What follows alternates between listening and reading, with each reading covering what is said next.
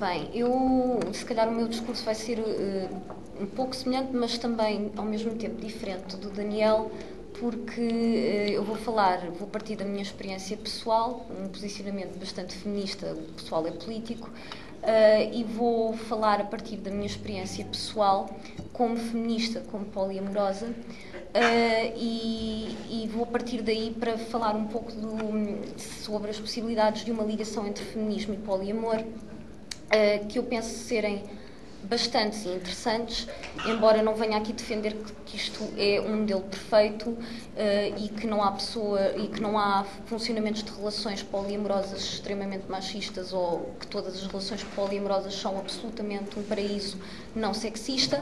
Duvido muito disso. O que é certo é que eu acho que há um potencial. E foi esse potencial que me atraiu inicialmente.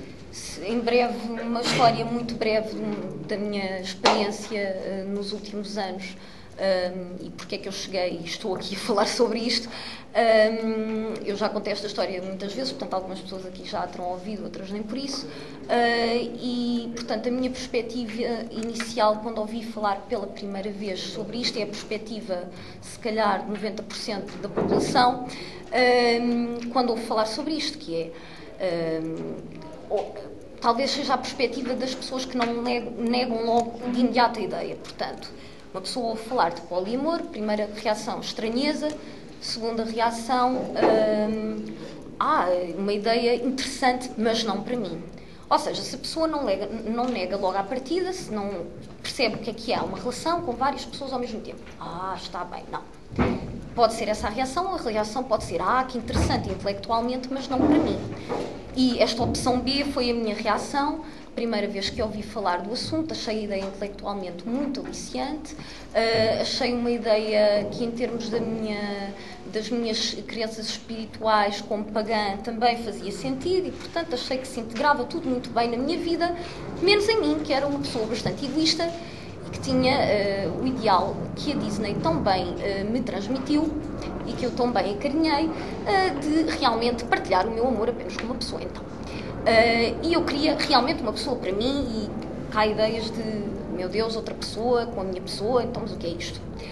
Isto é uma questão de posse e, obviamente, eu percebi isso à medida que fui pensando sobre o meu próprio discurso, porque eu estava, de certa forma, a contrariar uma de outras coisas que faziam parte de mim para me encaixar neste modelo.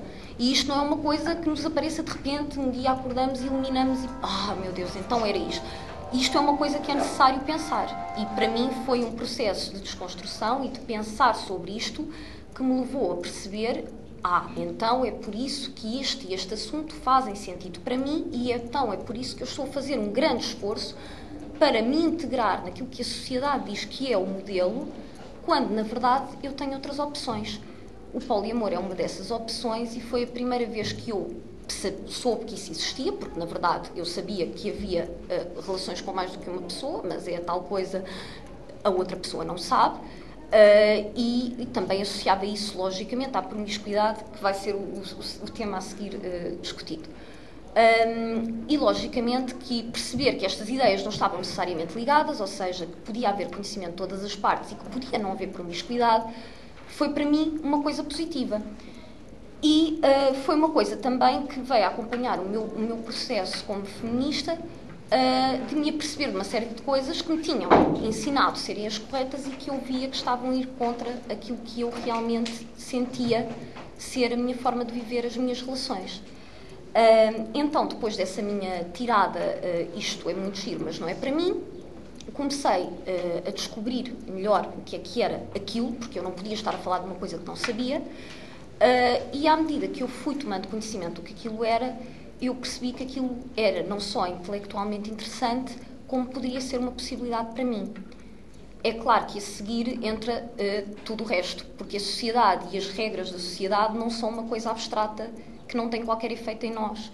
É uma coisa que atua realmente sobre nós e que cria os nossos medos. E, portanto, eu, à partida, se pensasse em entrar numa relação dessas, caía-me imediatamente todos os medos possíveis e imaginários. E caía também a pressão social, porque estamos a falar aqui de um modelo que é um modelo que não é considerado o modelo para esta sociedade e que é um modelo desviante. E é precisamente por isso que eu acho que ele pode ser feminista, por ser um modelo desviante. E, portanto, a mim o que me interessava era sair da lógica da possessividade. E não é uma coisa que vai automaticamente, ou seja, eu não me tornei poliamorosa e imediatamente desliguei o botão da possessividade. Aliás, eu não desliguei e a nossa linguagem não nos permite desligar desse termo, porque nós dizemos o meu namorado, a minha namorada, e nós não conseguimos, e quando queremos dizer o namorado, e ficamos engasgados, porque não há mais nenhuma palavra ali, e por isso eu fazia sempre a tentativa de dizer companheiro, companheira. Porquê? Porque eu estava a religar-me a nível linguístico com relações LGBT, e portanto isso já me permitia sair um pouco da lógica e tentar uma outra forma de discursivizar a minha relação.